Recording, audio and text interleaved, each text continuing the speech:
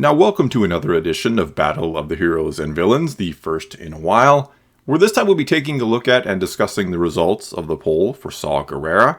We'll then compare those results to all the other characters we've done thus far to see where he ends up ranking, before I then read and respond to some of your comments. But before any and all that, you can, of course, nominate and or vote for which character we do next by responding to my pinned comment below with a character name or voting with a thumbs up if the one you'd like to see is already listed. And considering the Kenobi series just finished up a couple weeks back now, you're of course free to nominate any character we've previously done who appeared in that series or a brand new character from it if you'd like as well. Though that said, it might be more interesting when it comes to legacy characters like Vader or Kenobi to rate how you feel they were handled in or by the series rather than just sort of redoing them entirely.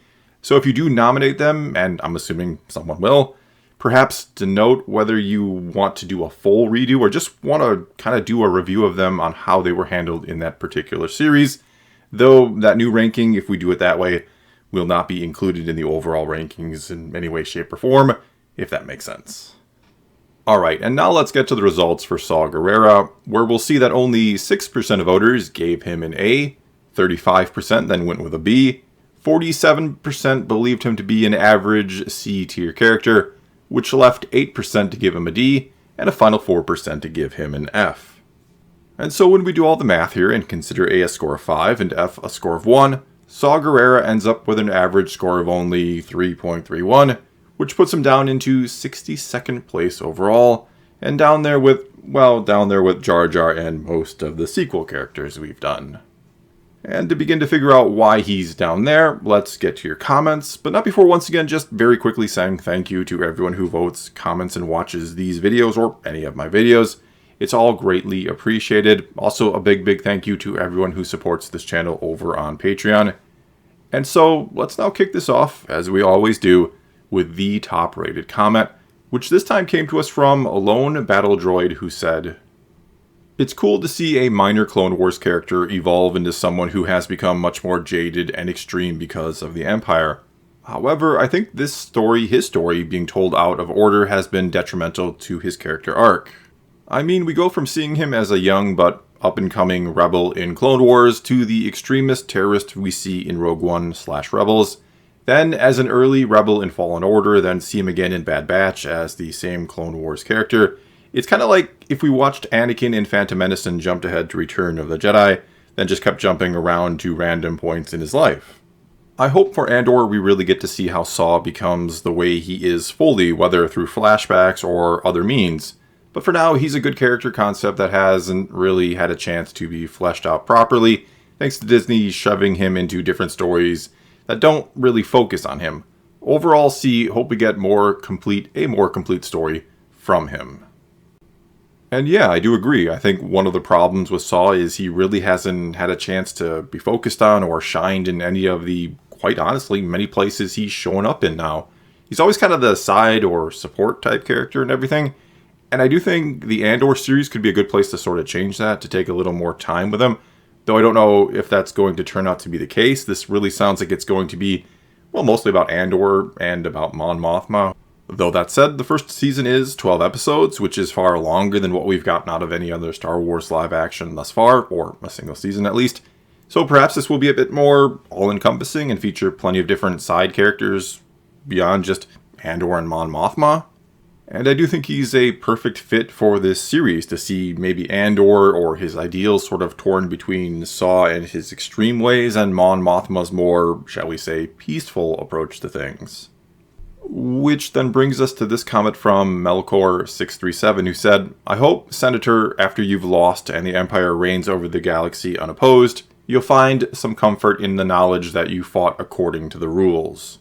It's really hard to argue against Saw and his methods, but the characters, and by extension the audience, often do so. Such a dark take on a character that is still assuredly one of the good guys is fascinating. Saw Gerrera's story clearly isn't yet finished, and I imagine it will continue to create scenarios that lack a definitive right or wrong resolution. We also then have this comment from Austin Richardson who said, "I love Saw. He brings so much depth to the Imperial Reign era of Star Wars. He makes you ask the question, how far is too far for a good cause?"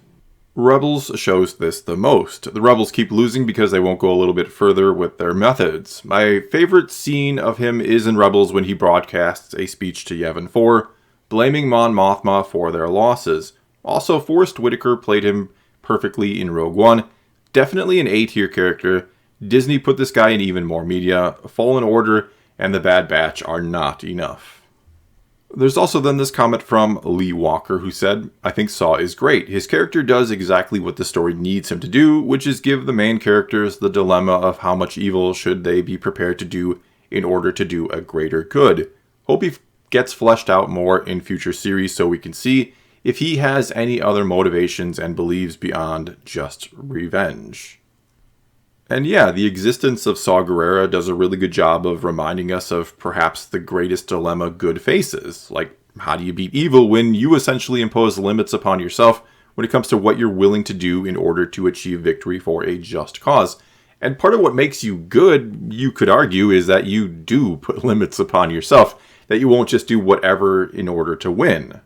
And so then in reverse, part of what makes you evil is that you generally don't impose any sort of limits upon yourself, or you have no sort of moral compass, or a skewed moral compass, you could say, and you'll do whatever you need to do in order to achieve victory for yourself or for your cause, which is kind of what makes you evil or selfish in the first place, that you'll do whatever you have to do all the time to get what you want. And so the question, or again dilemma, for good is always going to be, how much will you compromise your own morals to defeat someone without any morals or with few morals? And are you then justified in doing so? Is committing an arguably evil act in the name of defeating a much greater evil justified and right? And if you do this, how far is too far? How long is it before you become? Well, before you become the very thing you swore to destroy. And so, though you could say at the heart of Star Wars is the battle of good versus evil, what it's actually about, well, yes, it's about good versus evil, but it's really about the struggle between the two for the individual, which is what makes it so very appealing, so really enjoyable in my opinion. Because I think most people want to be good and righteous individuals. They want to be selfless, or at least they want to be seen that way. We could go into a whole discussion about virtue signaling on the internet and all of that. But anyway, a lot of people, maybe most, who knows, they want to be good but don't actually want to be good, at least not all the time. They know what's right and wrong and have a moral code that they essentially live by or try to live by, but deep down there is always this struggle or this desire to say screw all of that and to be selfish and do whatever you want. Which is basically the struggle we see in Star Wars, represented by the Jedi and the Sith at two opposite extremes, where one only ever thinks of the self and what they can do for themselves, and the other only thinks of others and helping others. While what we have to do in our own lives is kind of find the balance between those two extremes. We have to remember to do and help others from time to time to be a productive member of society, if you will, while also doing a little something for ourselves from time to find that balance between me and the rest of the world around me, you could say. And all of this is exactly what Yoda is trying to explain to Luke in Empire Strikes Back when he says the dark side is the quick and easy path. It's not stronger, it's just easier to go out there and get angry and do whatever you want and try to get whatever you want. But it's not so easy to stay calm, do the right thing, stay true to your moral code, and try to achieve victory without compromise for something beyond the self. But anyway, before I ramble on about this for another 10 minutes, let's move on to this comment from Ethan Cunningham, who said, "It is interesting to see a dynamic to the Galactic Civil War besides good versus evil. Seeing some nuance such as Saw Gerrera, who is a bit more radical, makes the rebels more interesting." Yeah, absolutely. It is nice to get a bit more nuance when it comes to the Rebel Alliance. It is fascinating to see the lengths good people will have to sometimes go to or let themselves go to in order to stop true evil, to free the galaxy from the Empire, who isn't, again, going to impose any sort of limits upon themselves about what they're willing to do to hold on to power. And I think it's probably pretty easy to become like a Saw Gerrera in his situation, or a similar situation, to suffer loss after loss, to spend your whole life fighting, and then kind of lose a part of yourself, and I mean figuratively, though he also literally loses parts of himself, and how to just kind of get all consumed by the fight and forget what you're fighting for. I mean, the moment Cassian shot his informant in the back at the start of Rogue One was the moment the veil sort of was lifted from the rebellion, and we got to see that maybe they're not as perfect and as squeaky clean as we kind of think them to be, or as they're portrayed to be in the original trilogy. Maybe they have done some pretty shady things in the name of good, or in the name of bringing peace back to the galaxy. And on the flip side, who knows, maybe not everyone working for the Empire is a complete evil bad guy, or as evil as they all seem. And this is the sort of dichotomy that I hope we do get to see out of the upcoming Andor series. I hope we get to see that, yes, there's always complexities and nuances to any story. Alright, and let's now move on to this comment from Jose, who said, I enjoy having a character who suffered so much and died not knowing if it was worth it. And though that does sound maybe a touch sadistic, I do know exactly what you're saying or implying there, because I do agree, that's kind of the twisted beauty of Rogue One in my opinion, that all our main characters die and none of them die with the knowledge that what they did was worth it, or the peace of mind, but at least they all die knowing they did all they could at the very least. That's the sort of peace of mind they're left with in those final moments. That I chose the right path in the end. I did all I could for a cause greater than the self and tried to make the galaxy a better place with my life. And that's really the message of Star Wars. You know, try to leave the world a better place. Try to be a balanced individual who, yes, enjoys your life, but also doesn't take away joy from others. Who tries to bring joy to everyone, quite honestly. That's the message Lucas has always tried to give. That's the meaning of balance, harmony for all. But anyway, I'm going to start rambling again, so let's get to a few final comments before wrapping this up. Starting with this one from Matthew Chai, who said, he brings a lot of nuance and flexibility into what the rebellion stood for. Every group has their radicals, and Saw was that embodiment. That said, his character is very one-dimensional, underutilized, and honestly, besides his younger self in the Clone Wars, I don't really like him. Then we move on to this comment from Pawar LOS, who said, as the first character from the Clone Wars to make it to live action, he should have made more of an impression. We also have this one from Potato Weaver, who said, I would give him a B. His character has been fleshed out pretty well since his Clone Wars episodes, and he adds another side to the rebellion. His extremist take on the rebellion adds some nuance to an otherwise almost perfectly moral faction.